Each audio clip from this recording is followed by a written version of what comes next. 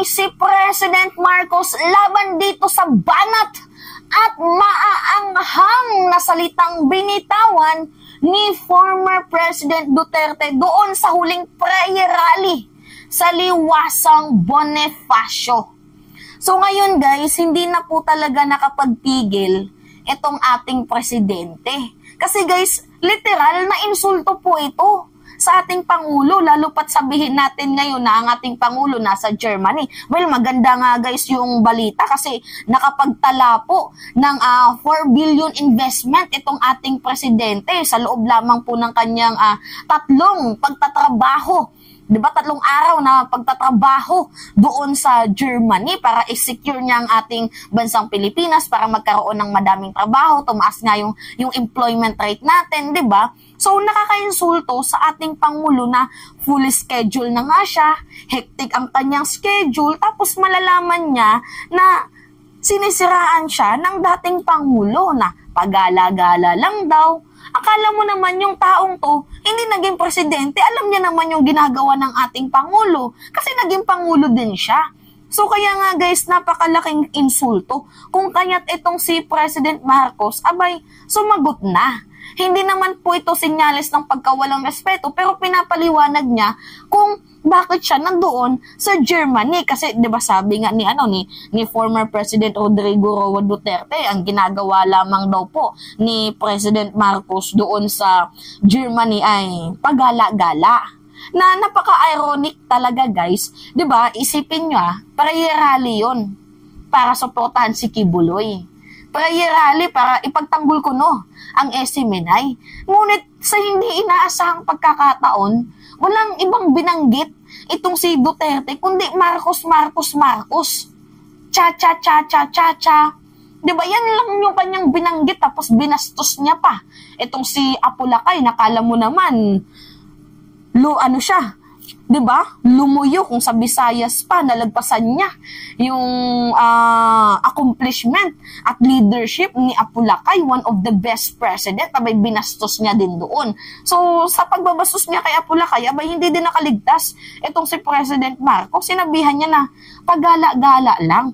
So, ngayon guys, nakikita niyo yung pattern na itong issue ni Kibuloy, sinasakyan lang talaga yan nila para magkaroon ng galit, puot, diba, hinanakit ang mamamayang Pilipino sa administrasyong to. Kung kaya't gusto niya, ayaw niya mang gawin, pero ito yung sinisigaw ng puso niya. Siya kasi yung tipo guys na, yung tipong ayaw niya, pero gustong-gusto niyang gawin. Diba, ayaw niya daw na magkaroon ng bloody, madugo, diba, na aksidente. Katulad na nga din ang sinasabi nating people power, ayaw niya daw na magkaroon ng ganoon, pero yung kanyang mga sinasabi, kanyang binabanggit sa prayer rally, ay pag-aaklas. Diba, na hinihikayat niya yung mga mamamayang Pilipino na magalit at mag-alyansa sa gobyernong ito. Diba, parang gusto niyang sugurin ng mamamayang Pilipino itong si President Marcos at sirain yung mga paintings doon sa Malacanang. Diba, sabi niya pa nga, may mga paintings niya sa Malacanang, pagmamayari niya yan. Pero darating din tayo sa panahon na yan, darating din yan. Diba, yung magkakaroon ng suguran ulit. People power, the second, ata yung binubuo ni former President Rodrigo Roa Duterte. So ngayon nga guys, ginamit na naman po ni former President Duterte itong pagkakataon, itong huling prayer rally para sirain si President Marcos. So yun na nga guys, binanggit niya ito. Ito yung sabi niya, panoodin muna natin guys na itong ating presidente daw po ay pagala-gala. Ano mo, si Marcos, pasyad-pasyad na lang yan.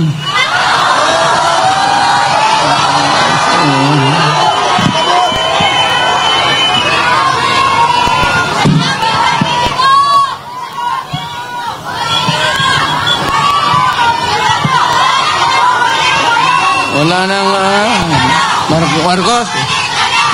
Marcos ano?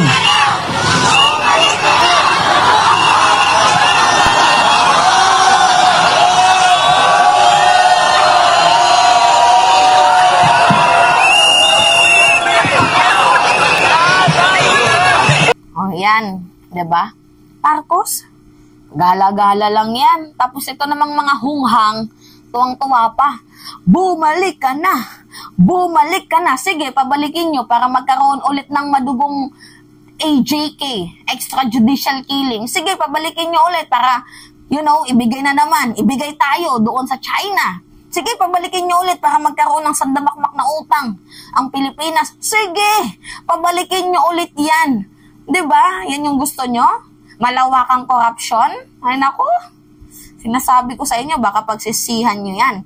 So ngayon nga guys, sumagot na po itong si President Marcos sa kanyang sinasabing paggala-gala lamang daw po itong ating Pangulo. So ngayon guys, sumagot itong ating Pangulo at itong kanyang sabi.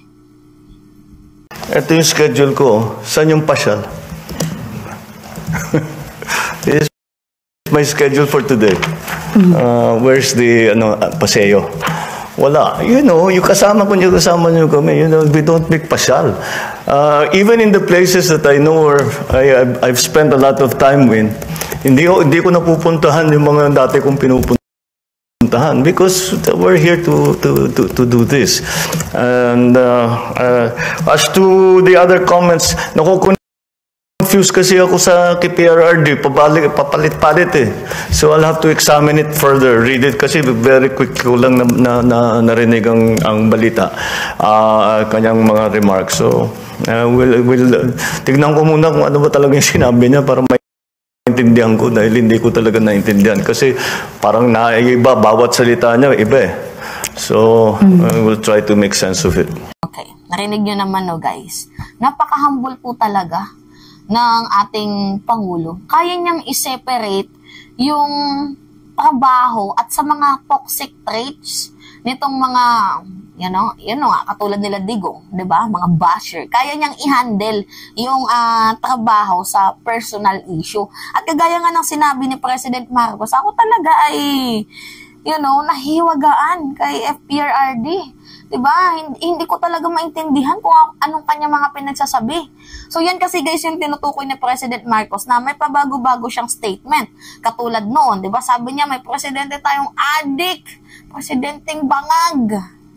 Pero sinabi niya na wala daw siyang sinabing ganon. Sabi niya sa mainstream media. Diba? Dati pinupuri niya si President Marcos after niya sabihin adik, bangag, pinuri niya na. Ito nga, may video pa nga tayo nun guys, no? Nung pinupuri niya si President. Panoodin natin ha. Pero si Bongbong maayong tao, wala yung ko'y problema ang President. Tinuod lang, suportado na ako kay buutan. Okay, kumpara sa ako, he is a very dignified, respectful, humble. Kasi niyan to ba? Dili pa na presidente. Pakumbaba. Mapakumbaba daw itong si President Marcos. Kita naman na mapakumbaba naman talaga ng itong ating Pangulo kahit sa ginagawa niyong pagbabalahura sa ating presidente. Abay, mabait pa din po ang ating Pangulo sa inyo. So yun na nga guys, yung sabi ng ating Pangulo na pabago-bago ng statement. Itong si Digong, halos hindi niya na maintindihan. May time na maganda yung mood, diba? May ganun si Digong na maganda yung kanyang, yung kanyang mood to the point na mabait din siya sa mga pananalita niya. May time naman na sinusumpong siya. Diba kung kaya grabe kong magmura, grabe kong mambatikos, diba? Hindi ko alam kung epekto talaga to ng fentanyl. Pero yun na nga guys, sa video na to, sinagot ni President Marcos itong si Digong na we don't make pasyal. Diba? Where in fact guys, kung namasyal lang ang ating Pangulo, hindi po siya makakapag-secured ng ganito kalaking pera. Diba? Yan yung sabi ko sa inyo. Masyado kasi itong si Digong. Diba? May araw na maganda yung utak. May araw naman na hindi.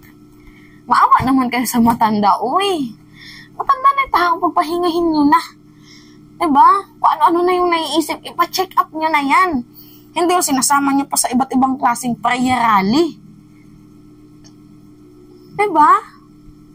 Oh, anyway, yun ho guys. Sumagot na itong ating Pangulo. So I hope sana na tamaan din kahit papaano itong si Digong sa sinabi ng ating president. Yung pasyal-pasyal. We don't make pasyal. We are working. Diba? Masyadong ma-issue.